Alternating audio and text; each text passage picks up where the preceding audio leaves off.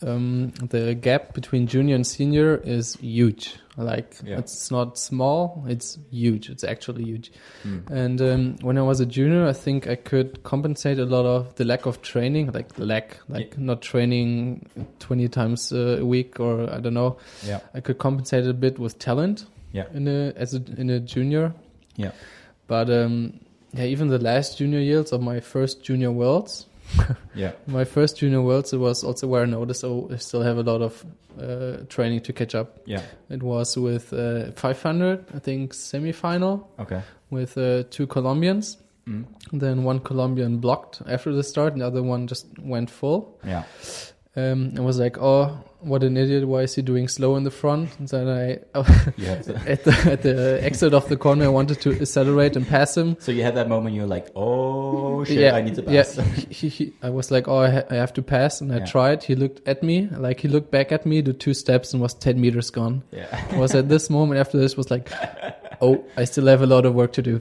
Yeah. I think that point was my first junior worlds was the point where I said, oh, I really have to do a lot more training if I want to compete with the seniors. And what was that more training you started doing? Was that more weight, more plyos, or I more think skating? a little bit of everything. A little bit of everything. In the winter, it's not that much skating because, obviously cold Germany, it's either raining or snowing or it's just way too cold. So we have a little indoor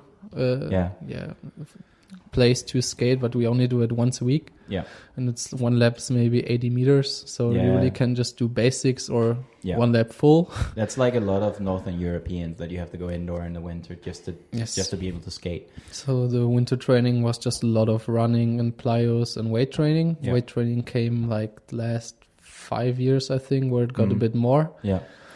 And in the summer it got obviously just a lot more skating. Yeah. But also endurance because I was a bit like Ron is right now. Yeah. Where 500 meter was like almost too long already. Yeah. And so you think that changed it for you with you always had fast legs, like you've always been fast. Yes. Did you start having more power, or did you feel like you could sprint all the way to the end, or what was the biggest difference then for Biggest difference I think for me was getting a good technique. Good technique, yeah. Because if you rely on talent, then your technique is still all over the place. I mean, I still remember winning Gross-Gerau in junior and then looking at a picture from the last corner, and man, my hips are out, my eyes are closed, my arms are everywhere. I mean, I've won, but I still had to fix a lot of my technique. And you had long hair as well. Yes, I had very long hair. So it was a really goofy picture. Yeah, but you got that fixed as well. So yes, I got it fixed now, and obviously it helped. I meant the haircut. Yes. Also that. So for you, Etienne, can you just, because I know you've been the last year or so, you started training with the group in Chile. Is that right? This year, yes. This year, so it's only my this first year. time in South America for a longer time. Yeah, okay. Yes. Who's the training group there you're training with? Emmanuel Silva, his brother Lucas, and Mohamed Salehi. Mohamed Saleh. From Iran. The fast guy from Iran. Yes. How is that training with that group? Can you just summarize how the training style is? Because I know you train different places, so you probably know how it's different than other places. How do they train? First of all, they tell you training starts at 9. And in the morning. In the morning, and they show up, if you are lucky, at 10. No, just sometimes. But I mean, they have some stuff to do.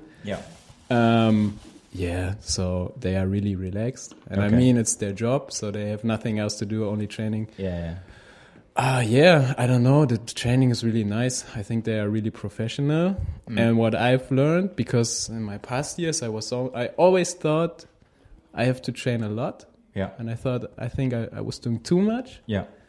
I think maybe you know this feeling. I don't know. I'm not sure. I do train too much, so I know how. No. Like you are always. For example, when I was sick, I was like, shit, I have to get healthy to do training because if I don't train, I'm bad. Yeah, I know exactly what you mean. And that's what I mean. And I think I've honestly, like looking back, I've I've had periods of my life where I've been training and I know that I've trained too much and too hard and I didn't really progress. But I only start to see it after. I only start to see it when I stop doing it and I start progressing and I was like, oh, that was why. That's how you learn. You make mistakes and you see what was your mistake. It's called experience, I guess. Yes, I can tell you about it. 30 years. Yeah, so on the experience aspect, as a sprinter, and I can't talk about this because I'm not a sprinter. It stopped in 2011 when I made it on the podium. After that, there was no more sprint left in my junior legs. But from you two sprinters, what's the, if you had to summarize just one or maybe two like points of things that you might think would be really important for young kids growing up or so who wants to become so fast like you guys, and like what's some of the experience you picked up along the way you think that other could benefit from if they're in the position like that? I think most important is to give yourself time. Yeah.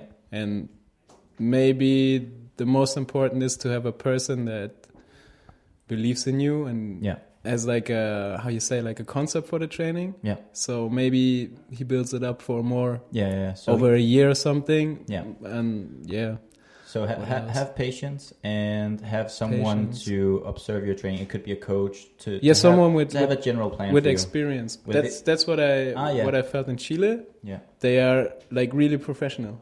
Yeah, and there you had the people who have the experience and they saw your training and guided you. Yeah, they have a plan. They know what to do. They see what's your weakness and they build up a concept for you. Yeah, and fix your weaknesses. Okay. And for me, I mean, the times now were really good for me. Yeah. So it worked. Yeah. And the training was not like, I thought when I go there, I'm training hard every day. But it was really like most of the time relaxed and like some peaks in the training was really good. Okay.